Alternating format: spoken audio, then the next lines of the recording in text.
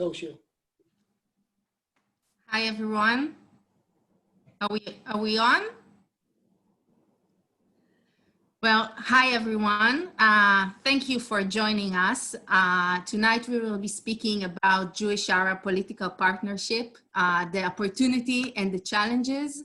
My name is Shir Nosatzki. I'm the co-founder and the director of Have You Seen the Horizon Lately, which is an Israeli initiative which promotes peace and mutual life in Israel, both between Jewish and Arabs and Israelis and Palestinians. And I want to first thanks J Street and JStream for facilitating this session, and also to introduce to you two very special guests that, in my opinion, two of the most interesting speakers today in Israel, and definitely people who knows about Jewish-Arab political partnership. So first I want to introduce Professor Eran Halperin. He's a professor in the Faculty of Psychology at the Hebrew University of Jerusalem and the head of and the co-chair of Accord, Social Psychology for Social Change. If you're not familiar yet for some reason with Professor Halperin work, I can tell you that he is one of the most important catalysts of social action in Israel, and is also the proof that academia can also produce rock stars. And I would like to introduce also Dr. Nasreen Hadad Haj-Yahya. She is the director of Arab-Jewish Relations Program at the Israeli Democracy Institute, and partner at the Portland Trust, and program director and the Alliance, and someone who found out how to create 25 hours a day. So thank you, Eran and Nasreen, for joining us. So we are here tonight to speak about Jewish-Arab political partnership, but the trigger for this discussion is a campaign which I'm very proud to tell you about, a campaign that was launched 2 months ago by Have You Seen the Horizon Lately? The minute it launched, it spread like wildfire and became, I think, one of the most, maybe even the most viral political video on social media in Israel ever. And we're going to show it to you in a minute, and I'm going to tell you a bit about the campaign and why I think it became so viral, and the really amazing trend and changes we see in the last year in that aspect. It's going to be around 10 minutes, then Nasreen will give a 15 minutes presentation to give us a bit about the numbers behind that trend. And then we'll hear from Professor Halperin, from Eran, about the psychological barriers behind the phenomena and how we can fight them and create the change we are looking for. So I guess before everything, they say picture worth 1,000 words. So I guess video is 1,000,000. So let's start with the video. It's 1 minute. Turn your volume on.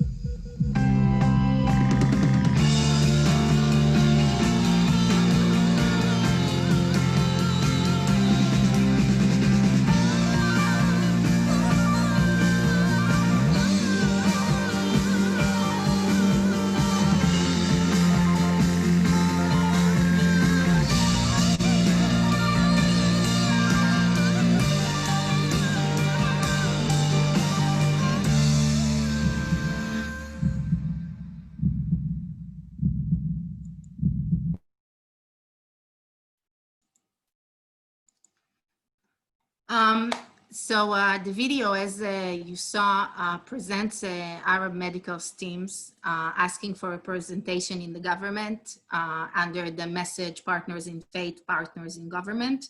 And we created that video 2 months ago because at the same time, two parallel things have happened in Israel.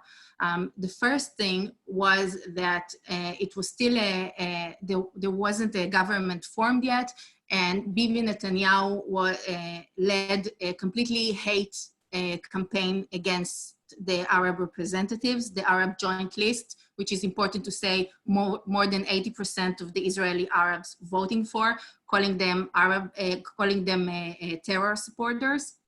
And at the same time, literally at the same time, coronavirus pandemic have started, and the Israeli public have completely saluted the medical teams in Israel.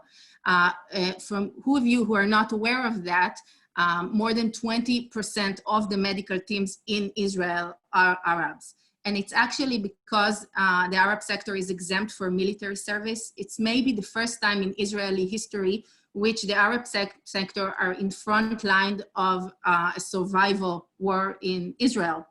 So it was a completely hallucinative situation where the prime minister calling the representative terror supporters, and at the same time, the public salutes them, the voters themselves, as heroes. And we felt that those two things, that they cannot happen at the same time, and someone should connect the dots. And that's why we launched this campaign saying we're partners in faith, we are also partners in government. And they say, you probably heard from the first minute that the coronavirus came all the time, the word opportunity. If I will get $1 for every time I heard the word lemonade, I maybe could buy all the lemons in the world. But this was really an opportunity to create a lemonade from the lemons. Because at the same time where the coronavirus have created a situation where the Jewish citizens looking at their Arab neighbors and they don't see an enemy, but they see someone, not only a partner, but someone who saved their lives, at the same time, that came after a year of 3 rounds of elections in Israel that began with 10 mandates for the Arab representatives in Israel and ended less than a year later with 15 mandates. So there was a big change in the Arab street. But that wasn't, it didn't stop at the Arab street, because the last year was such an accelerator for everything to do with political trends, crazy situation. It also allowed the Israeli center left to examine maybe the biggest taboo it has, that the Arab representatives are not legitimate partners in the government. And we saw that after a year of elections, for the first time in Israel history, the Arab representative not only gave the mandate to a Zionist leader, but the one who was the head of the army in Tzuk Eitan. Whoever knows Israel society and politics know this is something that would never have happened in the past. And that, I think we're standing now, if we're looking, today at annexation and everything happening today with Israel, democracy and liberal values, the Israeli center left recognized for the first time that all of their changes that they are looking for, the two-state solution, progressive government, it all will have to go through political partnership, Jewish-Arab political partnership. It's not only the moral thing to do, it's also the strategic thing to do. I think the last year was very, very much dramatic and inspiring, and again, accelerator. Unfortunately, Gantz wasn't the leader to bring it to a home run, but I have no doubt that that trend has just begun, and we need to ask ourselves how in the next elections it's ended differently. Nasreen, to you. Hi, Toda. Hi, everyone. Good evening. It's really good to be here with you and to take a part in this important discussion. Well, 1 minute. I just want to share my presentation. So can you see it?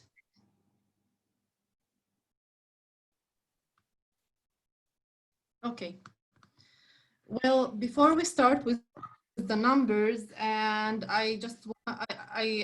before we start with the numbers and try to understand the complicated relationship between the two communities, I want to start with a very basic information that I'm not sure everyone here know it. Well, so in Israel, we have 4 separated education streams. As you can see in the slide, we have the Arab stream, the ultra-Orthodox stream, and the secular and the religious Zionist stream.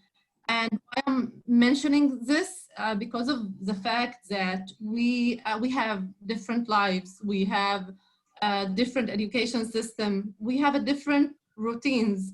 The shared space that are really shared are very few. Hospitals are one of them, universities and workplaces. Those three shared spaces are the main 3 shared spaces. So in fact, the chances of Arab child to meet a Jewish child do not exist. All the children in Israel are maybe almost all the majority of them do not know anything about the different groups, especially about the Arab one.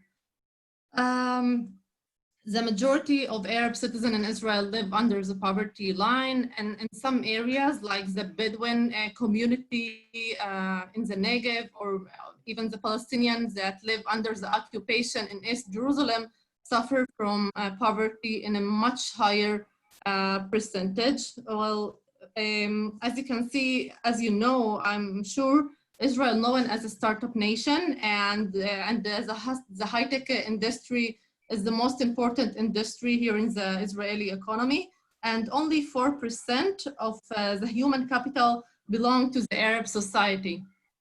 And it's true about almost all the white-collar jobs. We have a few people that succeeded to integrate in the industries.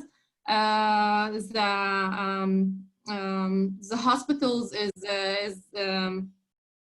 a very unique case because people understand that there is no glass ceiling in this industry.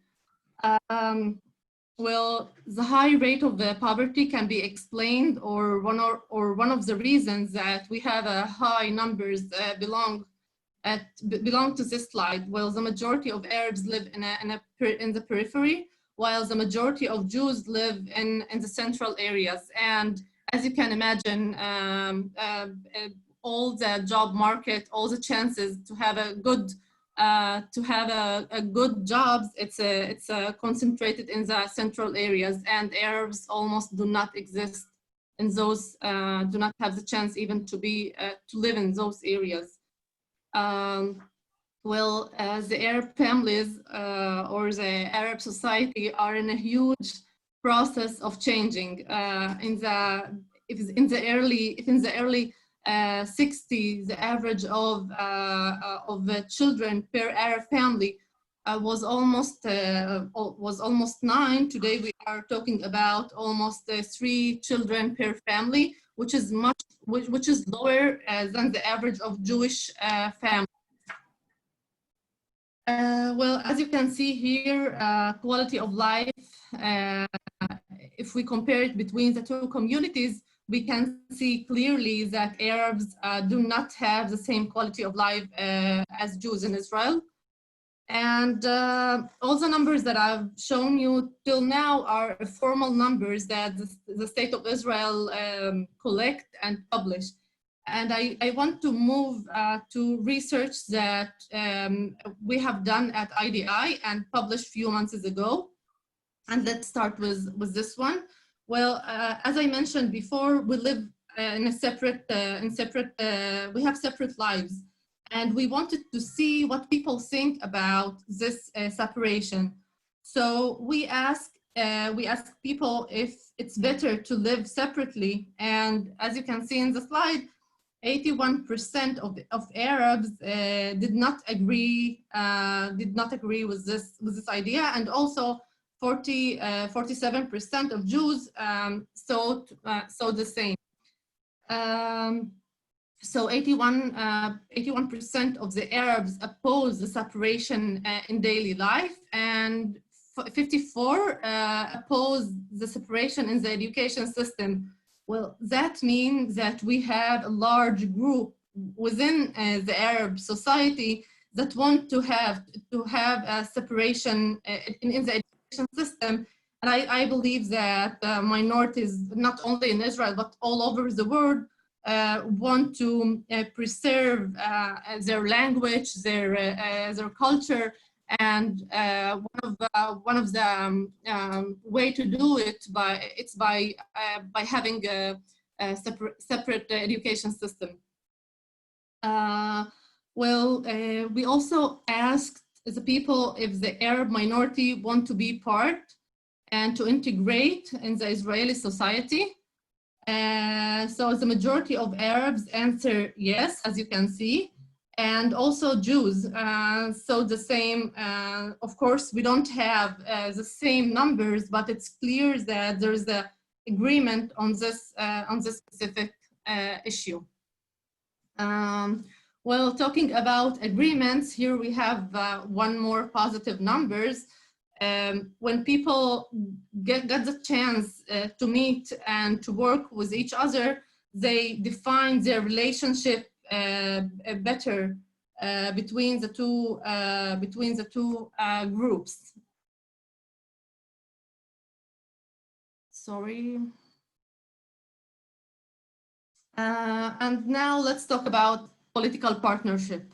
When we wanted to see what people think about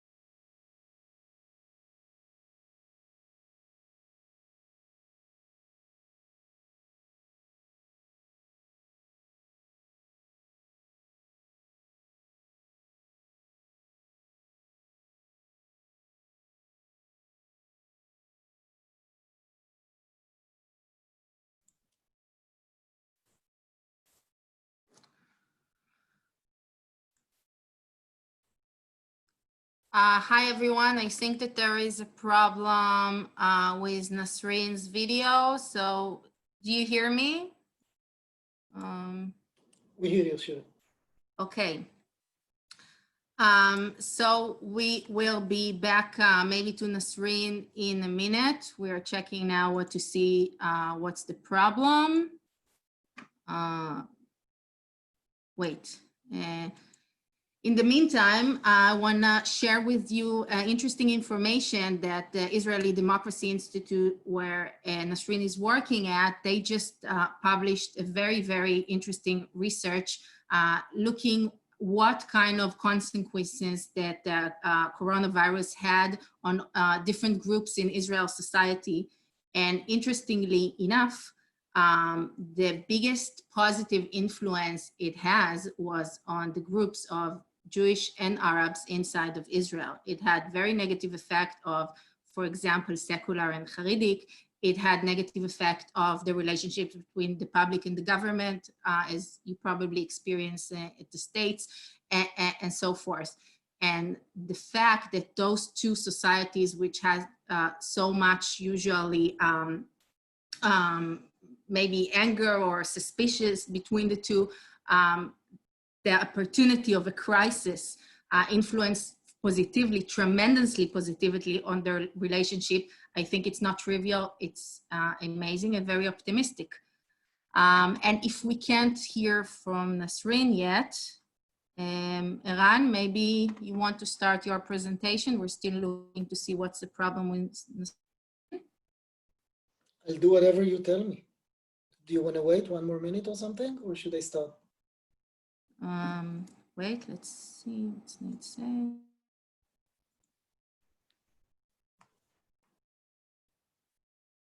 Okay, we'll wait one more minute. But I got a friend wrote to me on WhatsApp that is now with us online, that maybe it wasn't clear enough the political situation now in Israel for people who are not very aware of that.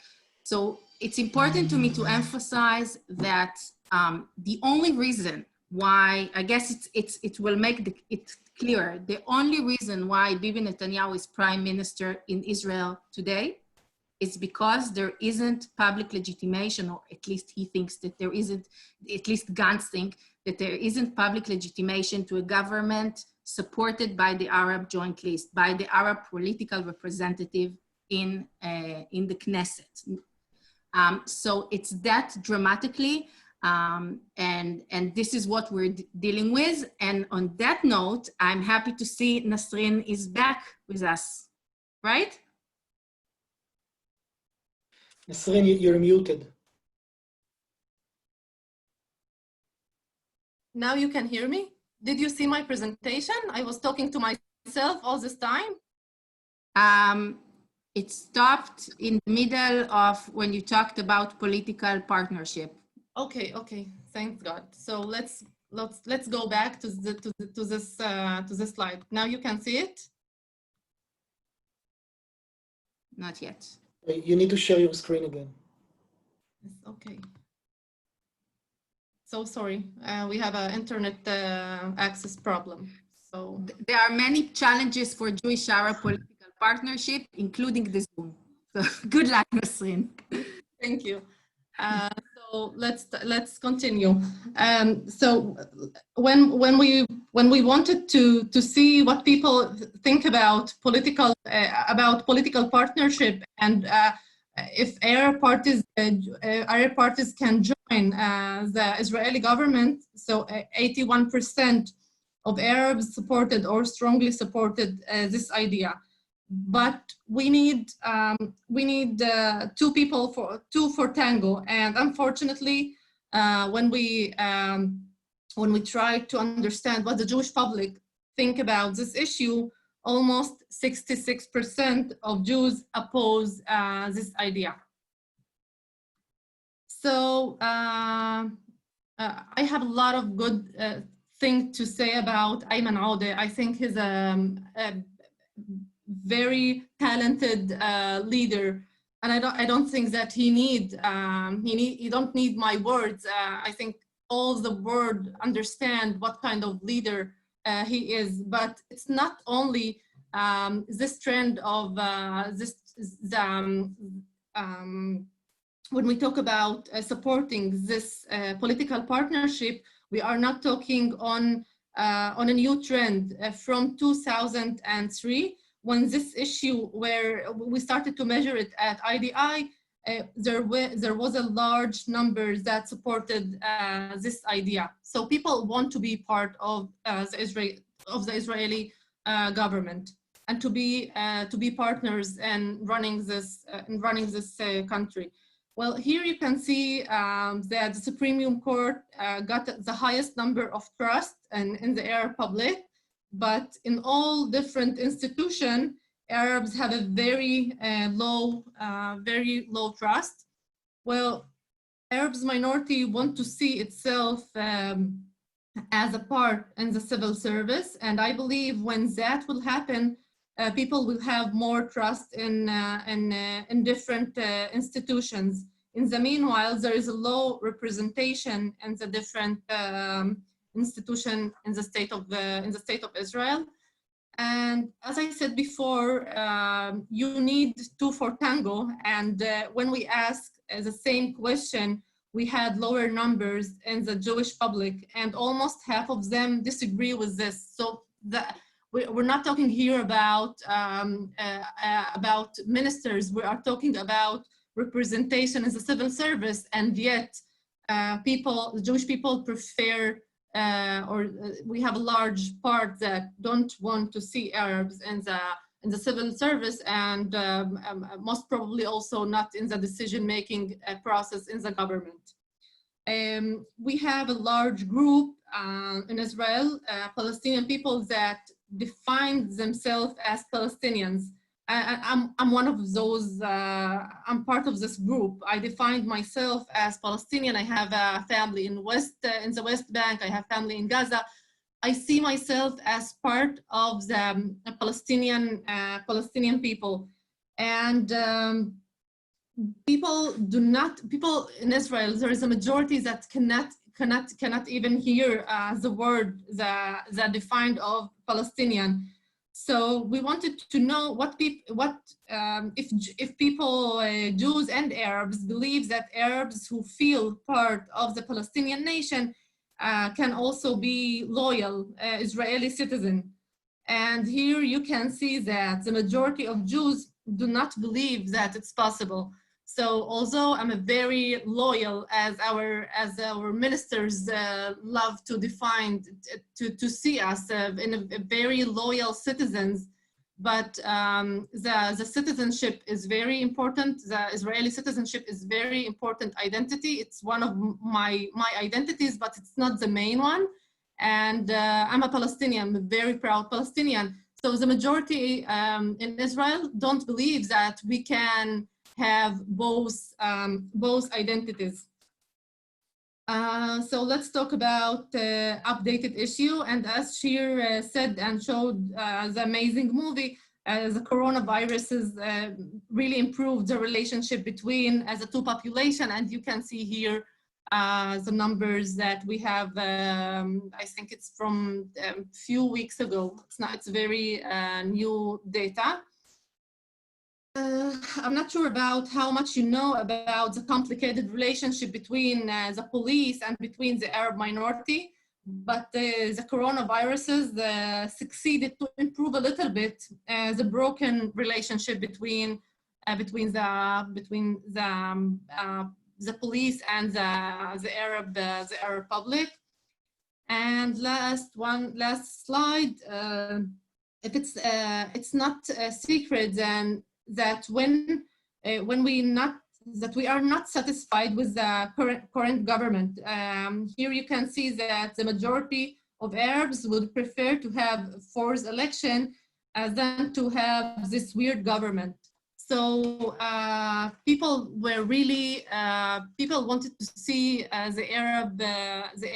the joint list as part of the government. And unfortunately, it didn't happen. So if 3 or 5 years ago, the idea of political partnership was a very impossible things that can happen, today I think it's a fact. And I believe that in 5 years, it's not going to be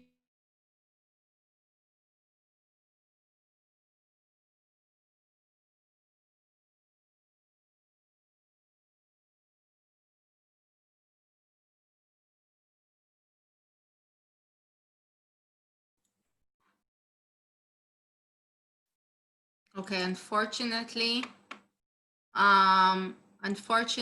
we have a problem, but thankfully it was at the end of a presentation of Nasreen. So thank you so much, Nasreen, if you can hear me. And Eran, for people who joined us in the middle, Professor Eran Halperin from the Hebrew University and Accord Center. Eran. Okay. Hi, Shir. Thank you so much, and good afternoon, everyone. Thanks for this opportunity. It's really great to be here. I wanted to thank Nasreen for this really interesting presentation, but she's not here, so I'll do it later on.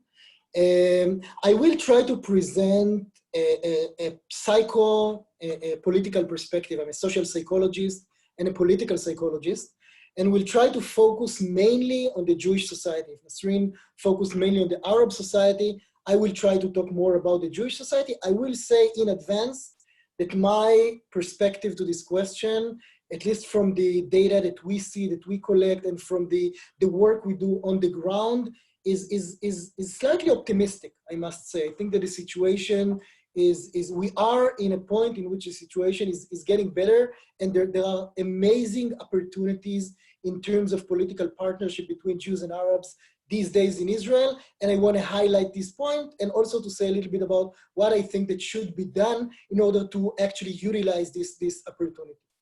So I will say right up front that I think that Jewish-Arab political partnership is probably, the way I see it, the biggest challenge of the Israeli democracy today. Even if I compare it to the challenge of potential annexation, to the relations with the Palestinians, to anything that we can think about, Jewish-Arab political partnership is the biggest challenge if we want to see Israel as a democratic country.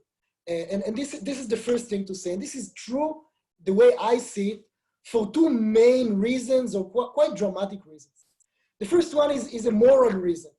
I cannot think of any country that would consider itself as a democratic country that would consider 20% or more of its citizens as illegitimate as being part of the decision-making process in the country. And let's make it very, very clear. When we talk about Jewish-Arab partnership as a question or as a challenge, we don't talk about the question of whether Jews would vote or not for parties that would support this partnership. We talk about, when we look at the Jewish public, we talk about the question whether or not the Jews in Israel see Arabs as legitimate partners to the political process. And right now, or for many, many years in the recent decades, the answer is definitely no. And from a moral perspective, I would say that if we care about the Israeli democracy, this must be changed. The second thing that I would say, and it's more on the, let's call it, instrumental or strategic level, is that I think that we now understand more and more that it's very clear that there will not be a change in the regime in Israel in terms of, center-left parties leading the Israeli government unless there will be a joint coalition between Jews and Arabs in Israel. When you look at the numbers, when you look at public opinion polls, and we do public opinion poll among both Israelis and Palestinian and Palestinian Israelis almost every week, the numbers simply don't, it cannot happen. It cannot happen that center-left parties in Israel would lead a coalition, not a joint coalition with the right wing, but a separate coalition without joining forces with the Arabs, and this should be very, very clear.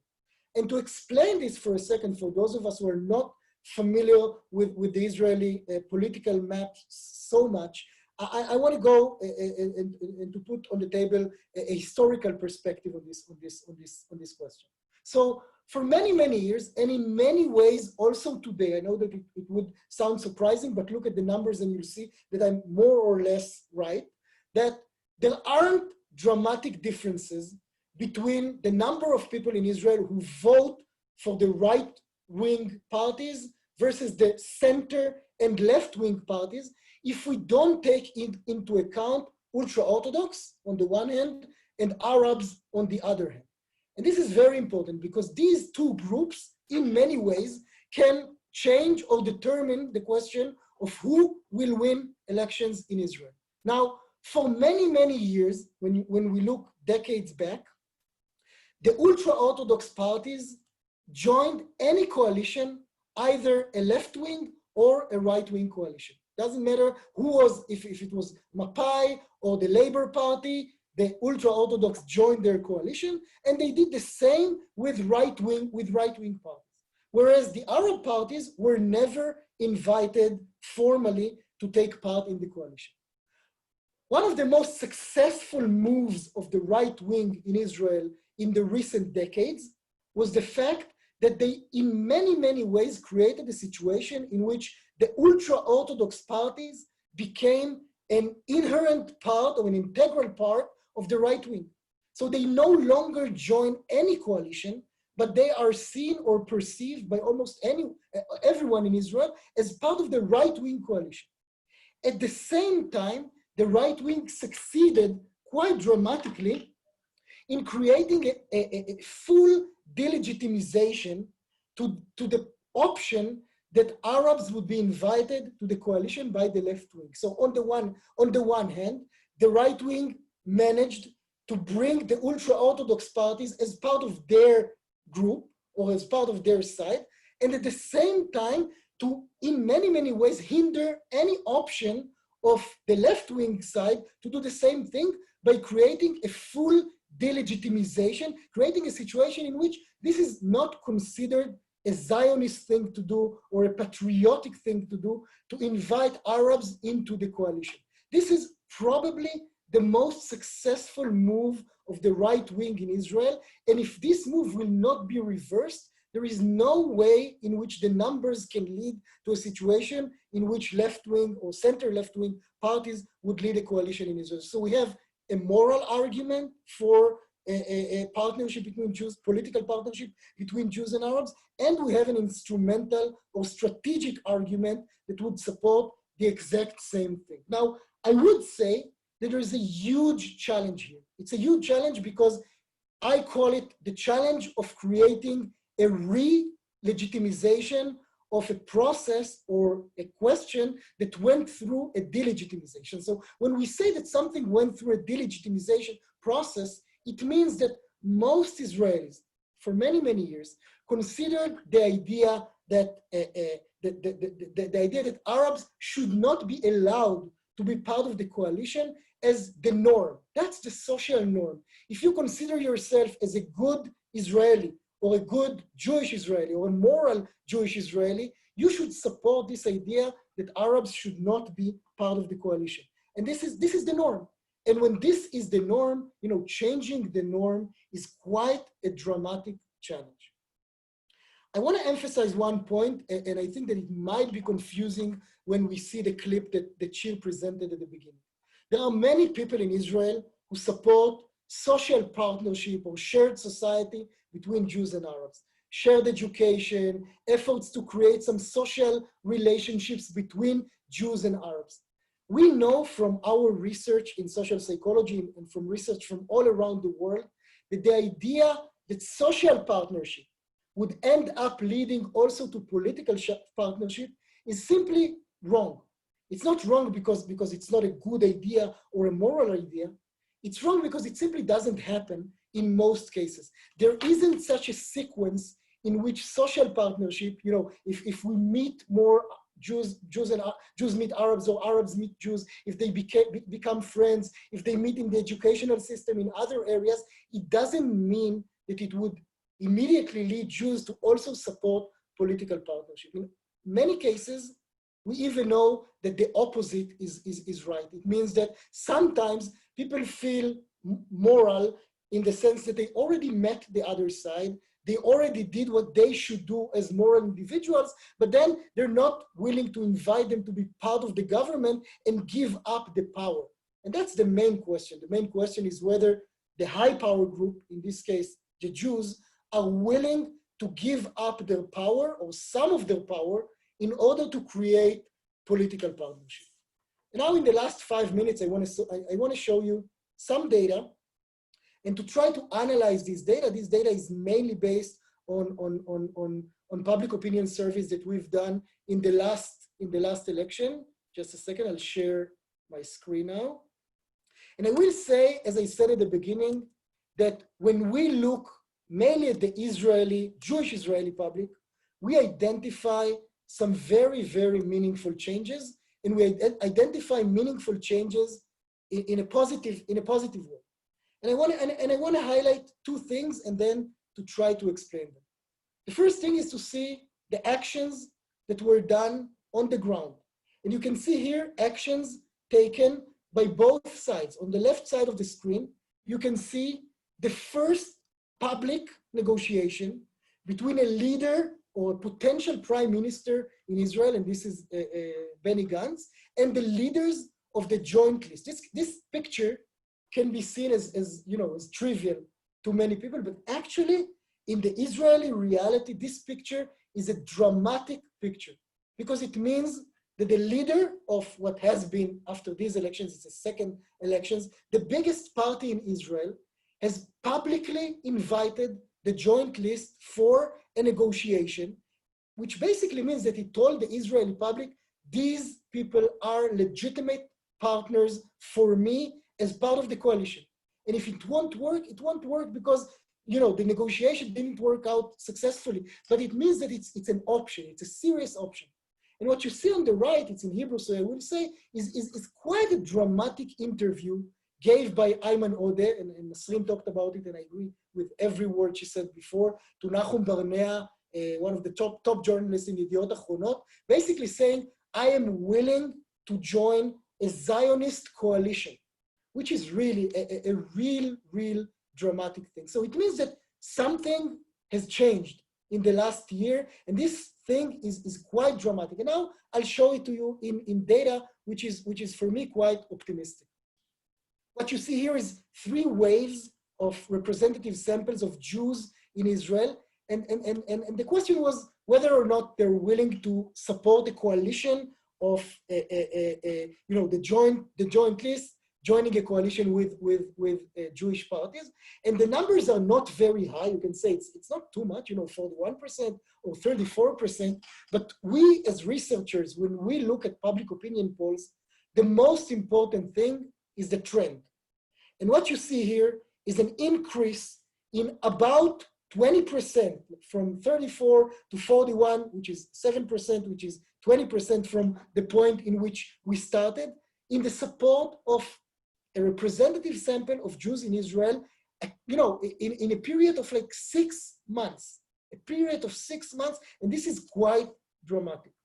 What's even more important, and you can see here, is the view of what we call, you know, the mainstream Israelis. And mainstream Israelis are people who say, we vote for, you know, center parties, or we see ourselves as either moderate leftist or moderate rightists.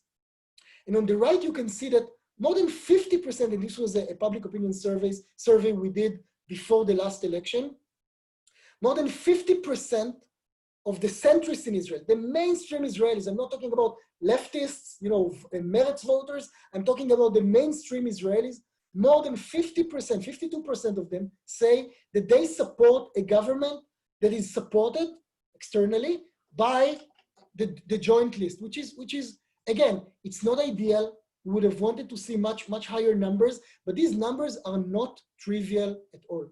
When you look at the bar at the left, you can see that about 35% support a coalition with the joint list. Again, not the numbers we would have wanted to see, but quite high numbers. When you look at the left-wingers, people who define themselves as left-wingers, you see more or less, and you know, across the board support for this idea. This is, again, it's not trivial. The fact that leftists in Israel are saying, think about the fact, you know, when Rabin was the Israeli prime minister, he did not invite, he relied on support, you know, external support of Arab parties, but he didn't invite Arabs to be part of the coalition. When Ehud Barak was the prime minister, as a left-wing leader, he didn't invite Arab leaders or Arab parties to be part of his coalition. When you look at left-wing voters these days, what you see here is that they basically say, yes, like 88% of them are saying we are willing to have a coalition that relies on Arab vote externally, and more than 76%, which is a huge number, are saying we want the Arabs to be part of the government. These numbers are not numbers that we used to see in previous years. Now, I know that I have to finish in like 2 or 3 minutes. I want to say some things about the reasons for these changes that we see here. I will tell you that in Accord, we've developed a conceptual model that explains what are the barriers that prevent Jewish Israelis from supporting this kind of partnership, and what can be the catalysts that can actually move them towards this change. So the main barriers, and I already mentioned them in many ways. One is the social norm. People believe that, you know, other people in their society simply don't expect them to support political partnership. And the second barrier is that people are really afraid of this situation. The last 2 things that I want to mention, and I'll end up with this, is what would lead both leftists and centrists in Israel to support this partnership in the future. So what we found in our research is that for leftists, it's very clear. It's the instrumental considerations. Leftists are driven by the fact that they believe that Arabs would be great parliament members, by the fact that they believe that this is the only way to win over the right wing. So it's mainly about instrumental issues. The more interesting thing, and I'll end with this, is about the centrists. For the centrists, they have or they experience what we call a dissonance in which they tell themselves what really differentiates us from right-wingers. And they tend to believe that the only thing that differentiates them from right-wingers is the fact that they are not racists. They hold the same ideological positions in many, many ways, but they don't see themselves as racists, whereas right-wingers are racist. And when we tell them, if you're not a racist, you must consider Arabs at least as potentially part of a coalition, and then it drives them or it motivates them to be more supportive of a Jewish-Arab political partnership. So I'll end up with this, and if there will be questions, I'm happy to take them. Thank you very much.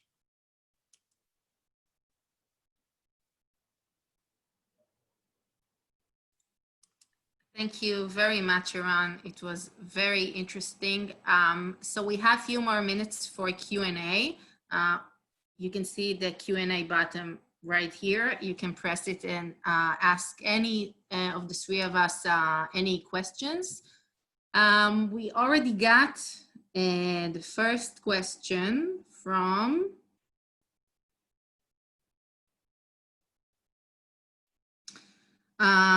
question for Nasreen. One of our viewers interested by the demographics chart showing Arab family sizes shrinking from approximately 9 children in the 60s to approximately 3 children today. What are some of the explanations for that decrease, and how this trend reflects changes in attitudes in Arab society? Well, I don't know ערן, אולי תוכל לעזור לי, המילה השתכנזות באנגלית. We became an Ashkenazi family. I believe that the Arab families, especially after the last 2 decades, became more and more westernized. We see more and more women integrate into the labor force. We have really a revolution when we talk about a higher education system. We can almost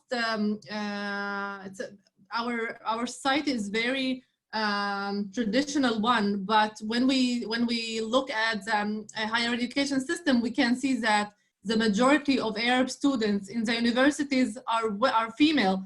So we have a lot of large changes in the Arab society, and I believe that this is related to the lower numbers that we can see every year when we talk about the average of children per Arab family, and also there is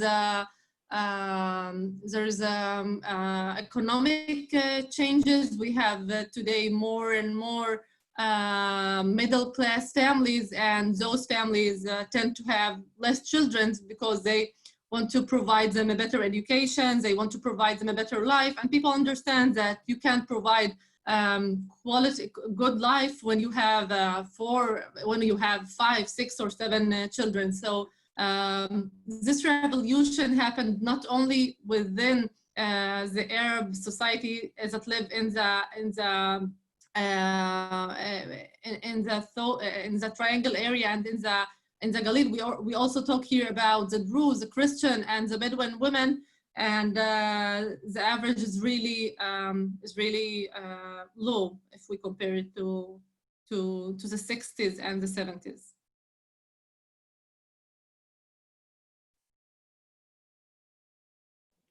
You're muted, Shir, we can't hear you. Thank you. Both Charles Kramer and Peter Fry, 2 of ABC and the Horizon Lately supporters and J Street board members, asked a very nice thing alike because they ask very similar questions. They asked me, how do we address the fact that most Arab MKs, or should I say all of them, are not Zionists in their political view? And I would guess that 99.9% of the Jewish Israelis do define themselves as Zionists and see that as the vision for them for Israel. And that's also something important to say, that most of the Israelis that object for that partnership wouldn't tell you it's because I'm racist. They will tell you it's because the opinions of the Arab members of Knesset, that they are not Zionists, and it's true. And it is a conflict. And if I would be a mathematician, I would tell you that it doesn't connect, and that there is a barrier here that we can't overcome. But the truth is that politics is not mathematics. And it's about compromise, and it's about mutual interests. And I think the best example for that is the Haredic parties that Eran mentioned before, that they are natural partners for both the right and even in the past for the left. And if you would ask the parliament Haredic members, what is their vision for Israel? First, some of them wouldn't see it as Zionist, but all of them would see it as an ultra-Orthodox country.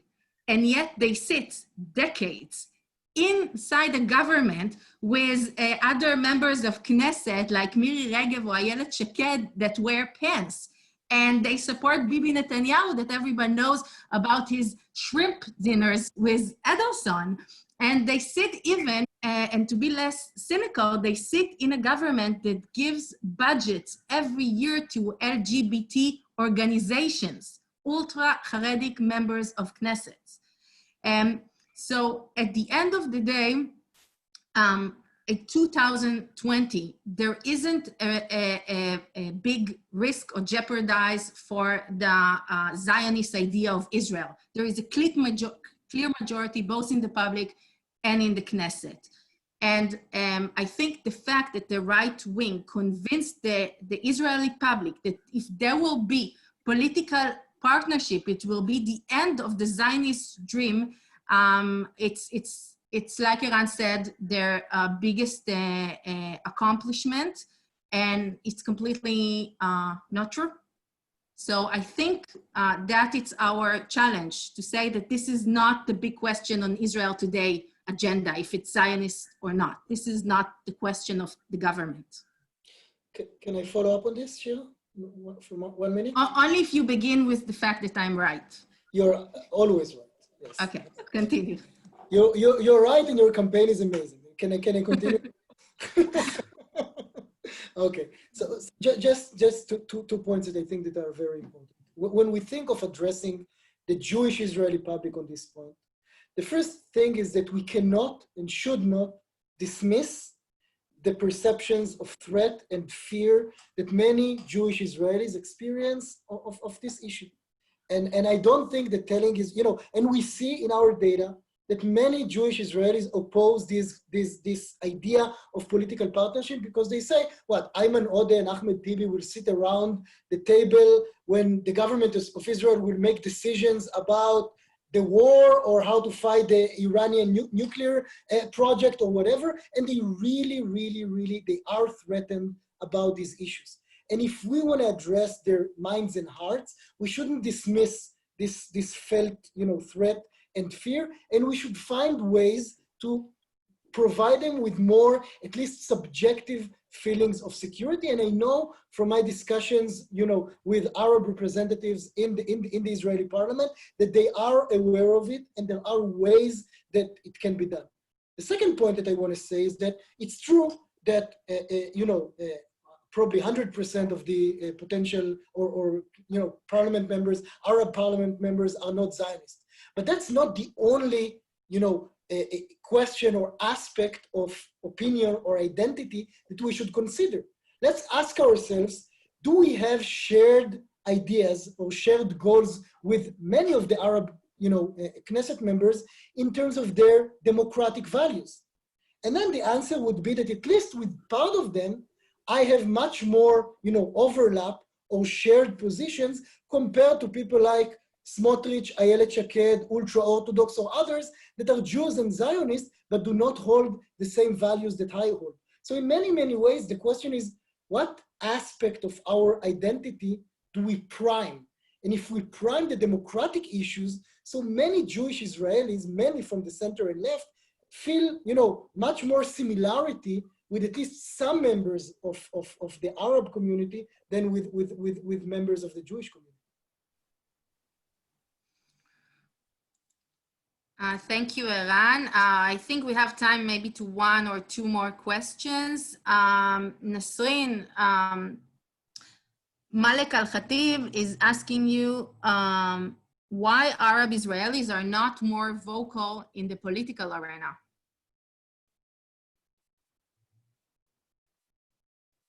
Can you repeat that, Shir? I couldn't hear you. Why Arab Israelis? I don't like this definition. We're not Arab Israel. We are citizens of Israel, but I don't define myself as an Israeli. Okay, I see another question from you from Jill Jacobs. Can you please, because it's related to what you just said. Jill asks, can you please elaborate on what your Israeli identity as citizenship means for you? Okay. Ask you personally. Okay, I started to talk about the education system, and it's very important for me to say that the majority of us do not study about our identity in the education system. We don't study the Palestinian narrative. We don't know anything about the Palestinian history, if you don't get it from your own family, most probably you won't know how to define yourself. So the majority of our young people do not know how to, they don't know how to identify themselves, and they don't know their role in the society.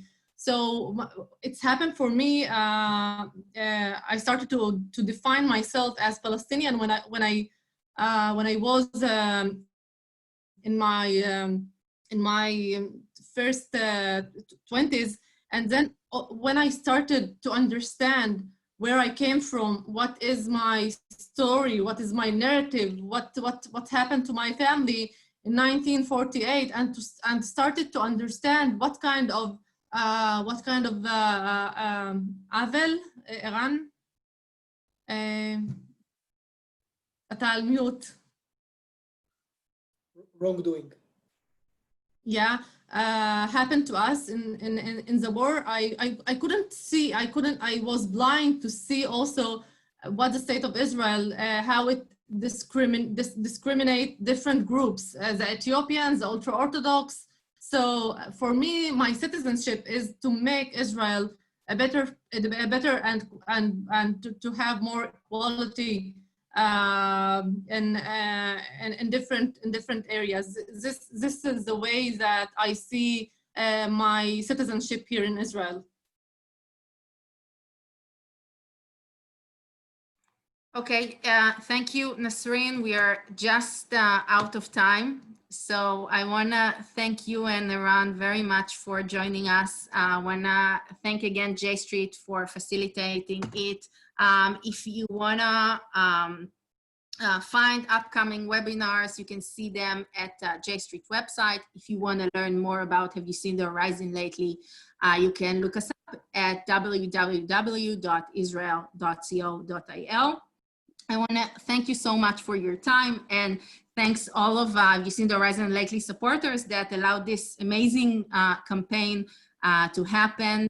So thank you, Charles and Erwin and Carol and Zilly and Peter and Joanna and Ken. And I think I saw all of you, and Alan. I'm sorry if I missed anyone. We had 100 participants. I'm thanking you all for taking the time to hear more about, I think, what for me as an Israeli activist filled me the most about the optimistic for a different reality in Israel. It is no doubt, it's the biggest game changer we have here now on the table, and we're going to push forward for it. So thank you for taking the time to hear about that.